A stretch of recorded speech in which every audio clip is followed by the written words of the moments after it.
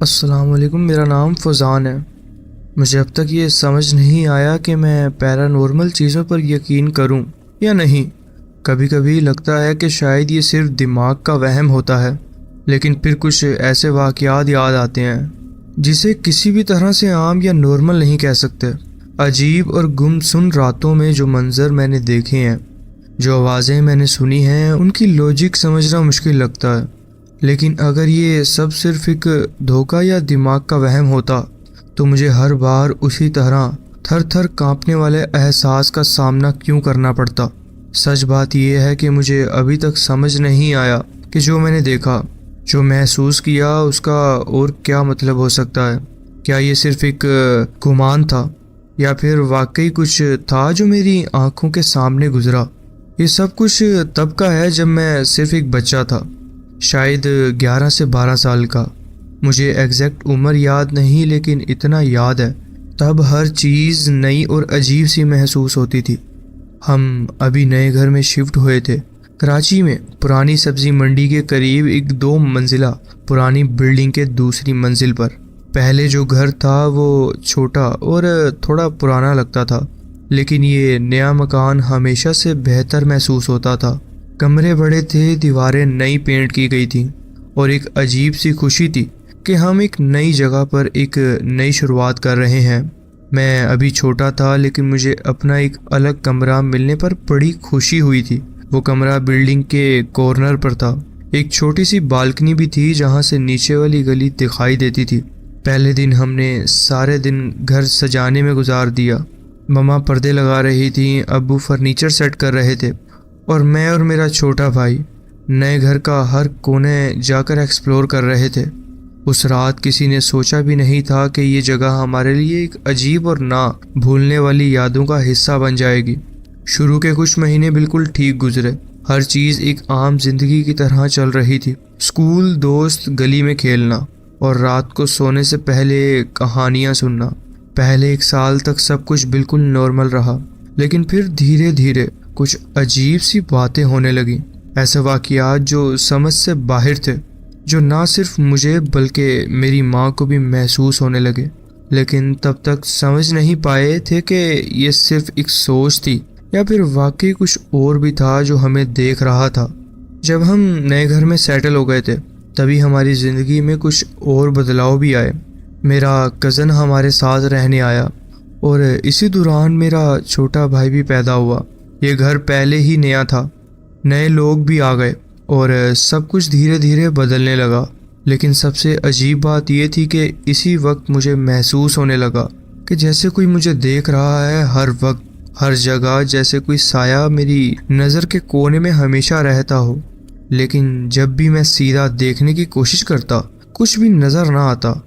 मैं बचपन से ज़्यादा मिलनसार नहीं था।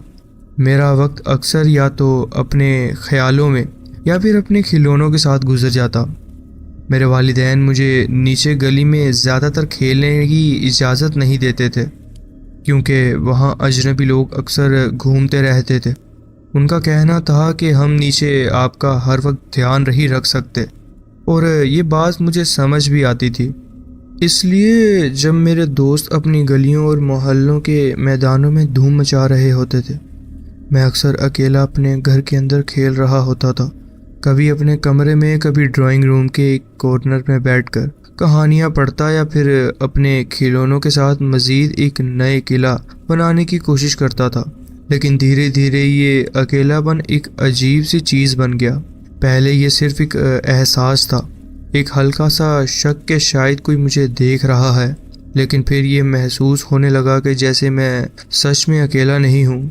कई बार जब मैं अपने कमरे में होता तो मुझे लगता जैसे कोई मुझे कोने से देख रहा है, जैसे कोई पीछे से झांक रहा हो। कभी कभी मुझे लगता था कि जैसे कोई सांस लेने की आवाज़ सुनाई दी, बहुत धीमी लेकिन इतनी करीब से जैसे कोई भी मेरे बिल्कुल पास हो।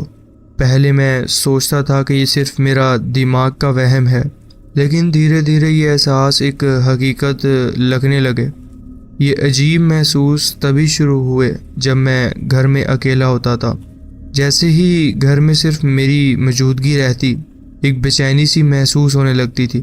पहले तो ये हर जगह महसूस होने लगा, मगर सबसे ज़्यादा मेरे कमरे के साथ जो स्टोर रूम था वहाँ पे ज़्यादा महसूस होता था। स्टोर रूम में अक्सर अंधेरा रहता था, जहाँ दिन के वक्त भी एक अजीब सी ठंडक महसूस होती थी। मुझे अक्सर लगता था जैसे कोई वहाँ चुप कर खड़ा हुआ है, मुझे देख रहा है, लेकिन जैसे ही मैं पलट कर देखता सिर्फ खाली दीवारें नज़र आती थी। कभी कभी ये महसूस इतना गहरा होता था कि मैं फ़ौरन वहाँ से भागकर किसी रोशन जगह पर चला जाता था, किचन या लाउंज में जहाँ मेरे वालिदैन होते थे। लेकिन जैसे ही वापस जाने की हिम्मत करता, वही बेचैनी वापस आ जाती थी।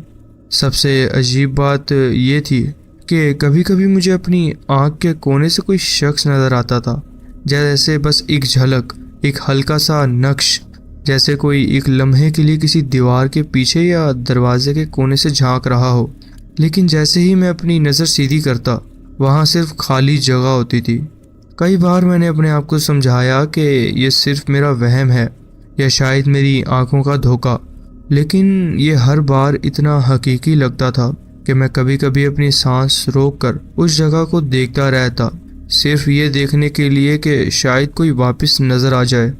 मुझे लगा कि शायद ये सब मेरी कज़न्स की हॉरर गेम्स का असर है।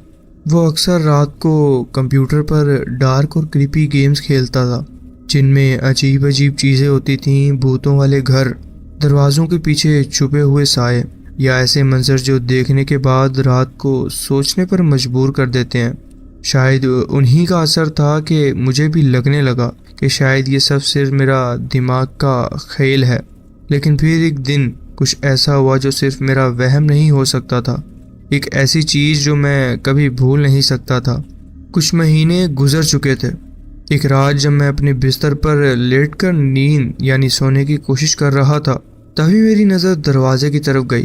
पहले तो कुछ भी अजीब नहीं लगा, लेकिन फिर एक पल के लिए मुझे ऐसा महसूस हुआ कि जैसे कोई वहाँ खड़ा हो, मुझे देख रहा है।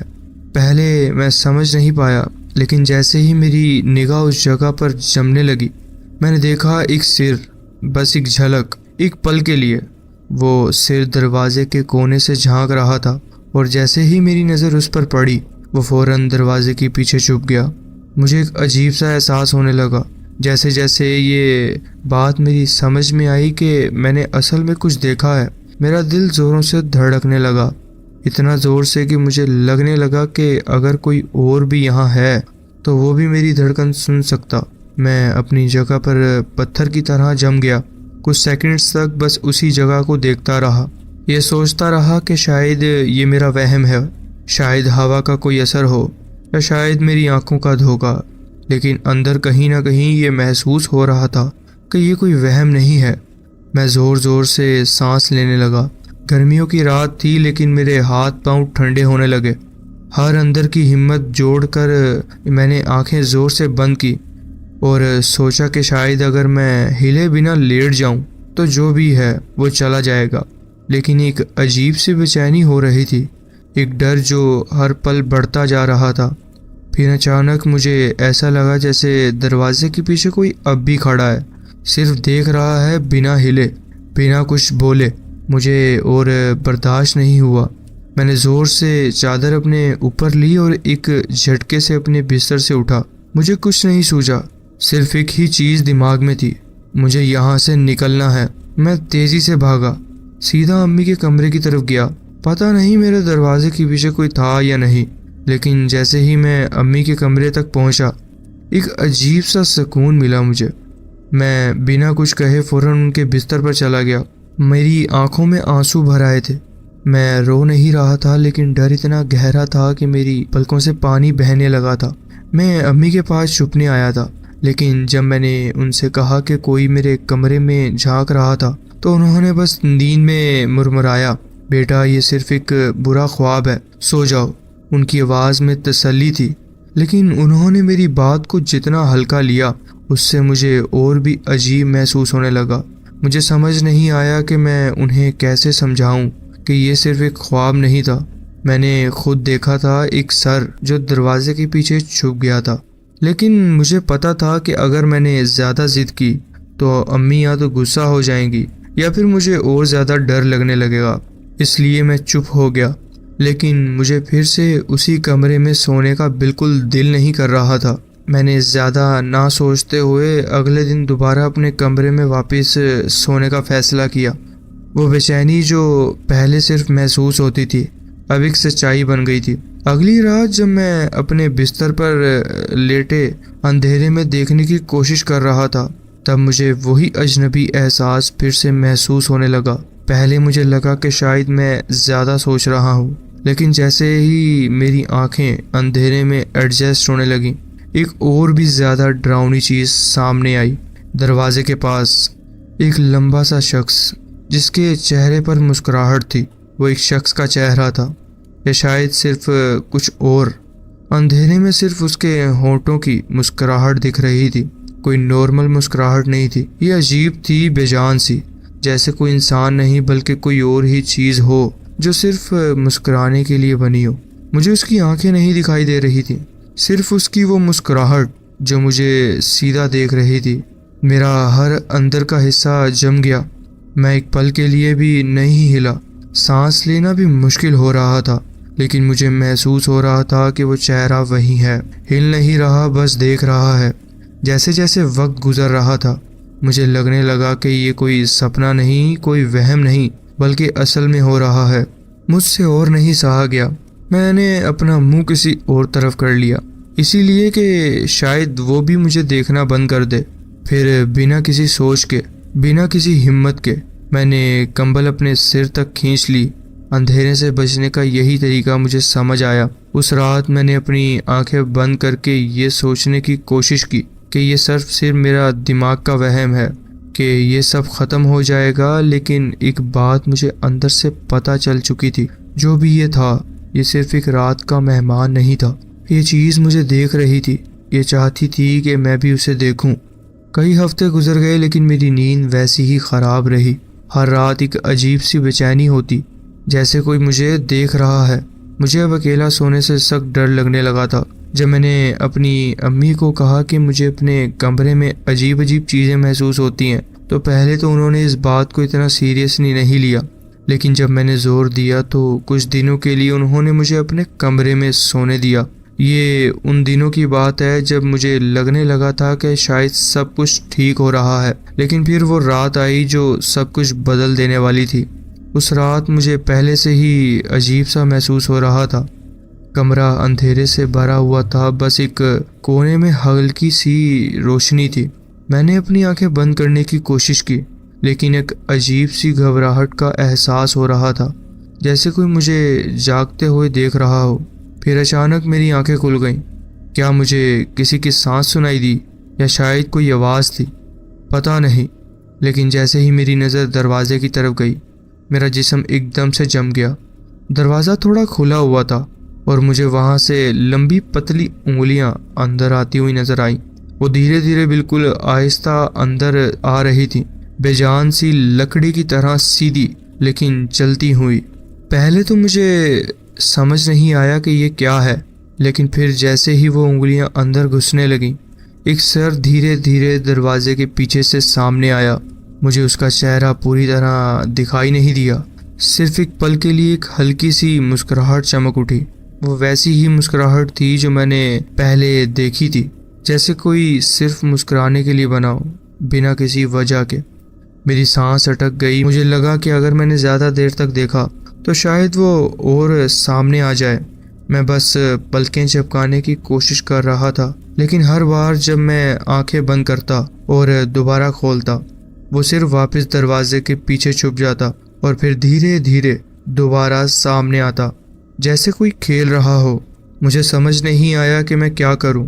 मैं हिल नहीं सकता था, चिल्लाने की हिम्मत नहीं थी। मैं सिर्फ देख रहा था, या शायद देखने पर मजबूर हो चुका था, क्योंकि ये जो भी था ये चाहता था कि मैं इसे देखता रहूं बस।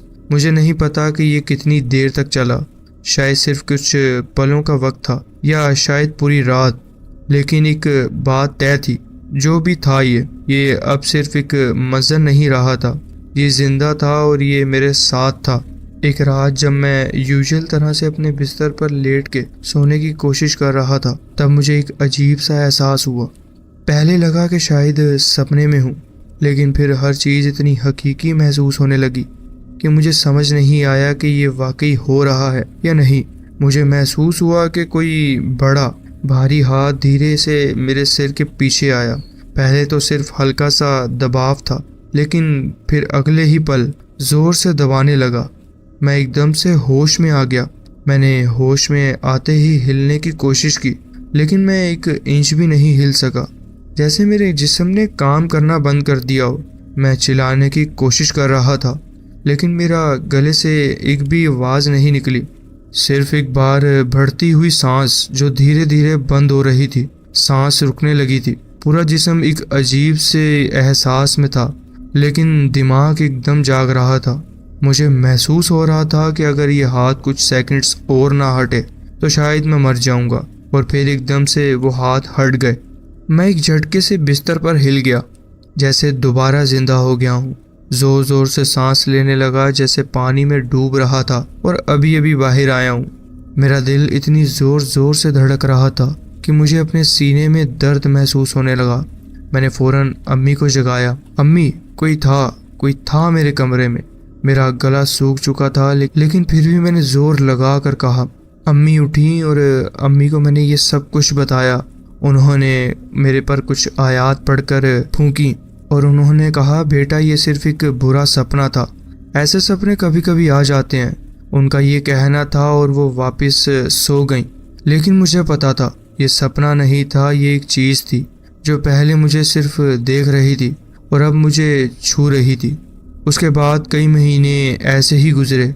कभी कभी वो मुझे सिर्फ महसूस होती, कभी एक पल के लिए नजर आती, कभी कोई हल्का सा साया दरवाजे के पीछे झांकता, तो कभी एक हवा सा झोंका बिना किसी वजह के गुजर जाता। लेकिन अब जो भी था वो इतना क्लोज आ चुका था कि मुझे छू भी सकता था। लेकिन फिर एक दिन हमने ये फ्लैट छोड़ दिया। हम नीचे वाले फ्लैट में शिफ्ट हो गए और जो भी था वो ऊपर ही रह गया। उसके बाद मुझे कभी कोई आवाज़, कोई साया, कोई हाथ महसूस नहीं हुआ। जैसे जो भी ये था वो सिर्फ उसी जगह से जुड़ा था, जैसे उस घर की दीवारों में बसा हुआ था। लेकिन एक सवाल आज भी मुझे परेशान करता है, अगर हम वहीं रहते तो क्या होता। वक्त गुजर गया, साल बीत गए, लेकिन वो यादें कभी पूरी तरह धुंधली नहीं हुई। मैं अपनी ज़िंदगी में आगे बढ़ गया, नया घर, नया शहर, नए लोग। लेकिन कभी कभी जब अंधेरा होता, जब मुझे किसी खाली कमरे की हवा थोड़ी ज़्यादा ठंडी महसूस होती, तब वो पुरानी यादें फिर से ज़िंदा हो जाती। और फिर एकदम सालों बाद जब एक बार मैं अम्मी से इन्हीं बातों पे गुफ्तगू कर रहा था, तो उन्होंने मुझे एक ऐसी बात बताई जो सुनकर मैं हैरान रह गया। वो कह रही थी कि एक रात जब हम अब भी उसी फ्लैट में रहते थे, वो लाउंज में सोफे पर सो रही थी। रात का एक अजीब सा सुकून था, लेकिन अचानक उन्होंने महसूस किया कि कोई उनके ऊपर हाथ रख रहा है। पहले तो हल्का सा दबाव था, लेकिन फिर वो हाथ कस के दबाने लगे। उनका सांस लेना मुश्किल हो गया था। एक ऐसे एहसास ने उन्हें जगा दिया जो किसी भी इंसान का दिल थमा सकता था, जैसे कोई उनको नीचे दबा रहा हो, जैसे कोई चाह रहा हो कि वो ना हिले, ना सांस ले सकें। उन्होंने कोई अजीब आवाज़ भी सुनी, जैसे कोई पुरानी कागज़ों के कुरकुराने की। वो आवाज़ बिल्कुल असर करने वाली थी, एक अजीब सी गूंज जो महसूस होती थी लेकिन समझ नहीं आती थी। अम्मी ने जोर लगाकर एक बार कहा, हटो, और जो भी था वो एकदम हट गया। जब उन्होंने आंखें खोली तो वहाँ कुछ भी नहीं था, एकदम खाली लाउंज, एक बंद दरवाज़ा और सिर्फ एक एहसास कि कोई अब भी वहाँ मौजूद है। जब अम्मी ये बात बता रही थी तो मुझे एक अजीब सी अनईजी फीलिंग हो रही थी। पहले तो मुझे सिर्फ ये लगा कि ये सिर्फ एक कोइंसिडेंट है, लेकिन फिर मुझे याद आया जब मैं अम्मी के कमरे में भाग कर जाता था, जब मैं उनसे कहता था कि कोई मुझे देख रहा है, कोई मेरे कमरे का दरवाजे पे है, कोई मुझे तकिए में दबा रहा है, तो अम्मी हमेशा कह देती थी कि ये सिर्फ एक सपना है। मगर अब समझ आया, शायद उन्होंने ये बात मुझे तसल्ली देने के लिए कही थी। शायद उनको भी कहीं ना कहीं यकीन था कि जो मैंने देखा, जो मैंने महसूस किया, वो सब हकीकत है। और सबसे डरावनी बात ये थी कि जो भी ये था वो सिर्फ मुझे नहीं, अम्मी को भी महसूस होता था, लेकिन वो मुझे तसल्ली देना चाहती थी। मैं जितना भी आगे बढ़ जाऊं, जितनी भी नए घर देख लूं, लेकिन मुझे आज भी वो लंबी और बहुत खौफनाक मुस्कुराहट याद आती है। वो जो मुझे देख रही होती थी, जैसे उसे पता था कि मैं कितना डरा हुआ हूँ। ये था मेरा वाक़या जो मैं आपके साथ शेयर करना चाहता था। जी बहुत बहुत शुक्रिया, आपने अपनी कहानी हमारे साथ शेयर की।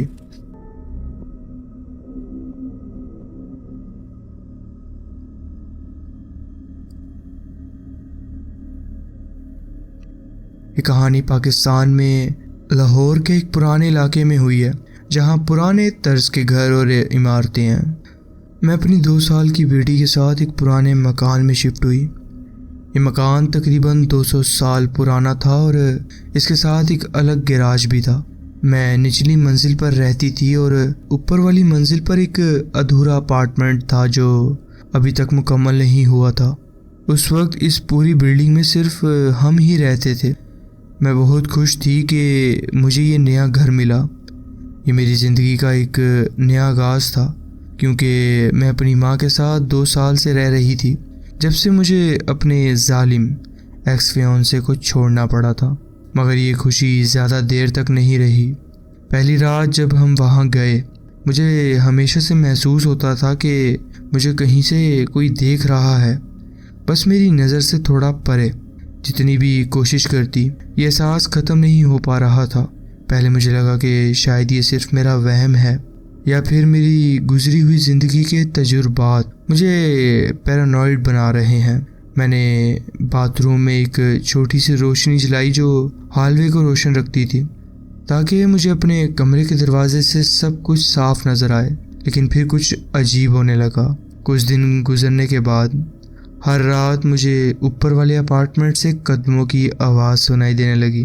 पहले तो मुझे लगा कि शायद मैं गलत सुन रही हूँ, मगर जब ये हर रात होने लगा तो मैंने अपने लैंडलॉर्ड से रब्ता किया और पूछा कि क्या कोई नया ख़रीदार आया है या कोई आदमी रात को वहाँ काम कर रहा है। उसने कहा नहीं, मगर ये भी कहा कि ये बिल्डिंग बहुत पुरानी है, शायद लकड़ी सूखने या फिर हिलने की वजह से आवाज़ आ रही होगी। मुझे इस बात का यकीन नहीं था, क्योंकि मैंने अपने बचपन का घर भी एक पुरानी बिल्डिंग में गुजारा था और लकड़ी का सूखना या हिलना किसी के पत्थर वाले जूते पहन के ऊपर चलने जैसा नहीं लगता था। मगर लैंडलॉर्ड को बेहतर पता होगा, ये सोच के मैंने इस बात को छोड़ दिया। लेकिन फिर ये चीज़ मुझे अजीब लगती थी। मुझे पता है कि सुनने में अजीब लगेगा, मगर मुझे महसूस होता था कि फर्नेस जैसे ज़िंदा है। ये आम फर्नेस की तरह आवाज़ नहीं करता था। कभी कभी जब ये बंद भी होता था, तब भी अजीब सी गुनगुनाहट से गिरगिराने की आवाज़ें आती थीं। कभी कभी तो ये ऐसी आवाज़ निकालता जैसे कोई शिकार में फंसा ज़ख्मी जानवर हो। ये बहुत ही ज़्यादा बेचैनी पैदा करने वाला तजुर्बा था। जब ये फर्नेस ऑन होता, मेरी बेटी रात को उठ जाती थी और पहले धीरे धीरे बोलती रहती, जैसे किसी से बात कर रही हो। लेकिन जैसे ही फर्नेस गिरगिराने लगता, वो पहले हंसना शुरू करती, फिर उसकी बातों का लहजा बदल जाता। अगर मुझे नहीं पता होता कि ये सिर्फ एक मशीन है, तो मैं कह सकती थी कि मेरी बेटी और फर्नेस एक दूसरे से बात कर रहे थे। एक रात वो आम दिनों की तरह हंसती बोलती रही, फिर अचानक फर्नेस बिल्कुल चुप हो गया और इससे पहले कि मैं कुछ समझ पाती, मेरी बेटी ज़ोर ज़ोर से चीख कर रोने लगी। मैं और मेरा शोहर भाग के उसके कमरे में गए। वो अपनी छोटी सी बिस्तर पर लेटे हुए सीधा छत की तरफ देख रही थी, काँप रही थी और चीख रही थी। मैं उसे उठाकर अपने पास सुलाने ले आई। उस रात फर्नेस ने दोबारा कोई आवाज़ नहीं निकाली। लेकिन उसी रात जब मैं अपनी बेटी के साथ बिस्तर में लेटी हुई थी, अचानक मुझे महसूस हुआ कि हवा बहुत भारी हो गई है। सांस लेना भी मुश्किल हो रहा था। मैंने इधर उधर देखा और हॉलवे के आखिर में एक स्याह सा साया बना दिखाई दिया मुझे, जो मुझे और मेरी बेटी को देख रहा था। मैं बस उसे घूरती रही जब तक कि वो धीरे धीरे गायब नहीं हो गया। मुझे उम्मीद थी कि शायद ये बस मेरा वहम हो। मगर दिल के किसी कोने में मुझे अंदाज़ा था ये फर्नेस में बसने वाली कोई चीज़ है। उसके बाद हर रात हमें अजीब अजीब बुरे ख्वाब आते। घर में छोटी छोटी चीज़ें गिरने लगती, दरवाजे अपने आप खुलने लगते, किचन में बर्तन हिलते सुनाई देते जब वहाँ कोई भी नहीं होता था। हत्ता के अलमारियों के दरवाजे भी अपने आप खुल जाते थे। 6 महीने तक हमने ये सब सहा। फिर हमने फ़ैसला किया कि अब बहुत हो गया, हमें ये मकान छोड़ना होगा। और जैसे ही हमने ये फ़ैसला किया, वो अजीब सा एहसास जो हमेशा होता था वो अचानक ख़त्म हो गया। बेटी ने रात को उठना बंद कर दिया, जैसे कोई दुश्मन हार मान गया हो। कुछ महीने के बाद एक बुज़ुर्ग खातून ने ये मकान किराए पर ले लिया। उनका शौहर जो कि वफ़ात पा चुका था और वो अकेली रहती थी इस घर में।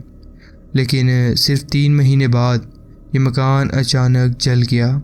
अल्लाह का शुक्र था कि वो खातून उस वक्त घर पर नहीं थी, मगर जब मकान को दोबारा ठीक कर दिया गया तब भी उन्होंने वहाँ वापस आने से इनकार कर दिया था। जब आग लगने की तफ्तीश हुई, किसी को भी नहीं पता चल सका कि आग लगी कैसे, बस एकदम शुरू हुई और सब कुछ जला दिया। जो भी फर्नेस में था वो किसी और के साथ ये मकान शेयर नहीं करना चाहता था। ये था मेरा एक वाक़या जो मैं आपके साथ शेयर करना चाहती थी। जी बहुत बहुत शुक्रिया, आपने अपनी कहानी हमारे साथ शेयर की। तो जी फ्रेंड्स, ये थी आज की स्टोरीज़। आप कमेंट्स में ज़रूर बताएं कि आपको ये स्टोरीज़ कैसी लगी। अगर आपको ये स्टोरीज़ अच्छी लगी हो तो वीडियो को ज़रूर लाइक कीजिए और चैनल को ज़रूर सब्सक्राइब कीजिए और बेल आइकन को ज़रूर प्रेस कर लीजिए ताकि आगे आने वाली कहानियाँ वीडियोज़ आपसे मिस ना हो। अपना ख्याल रखें और मिलते हैं नेक्स्ट वीडियो में। अल्लाह हाफिज़।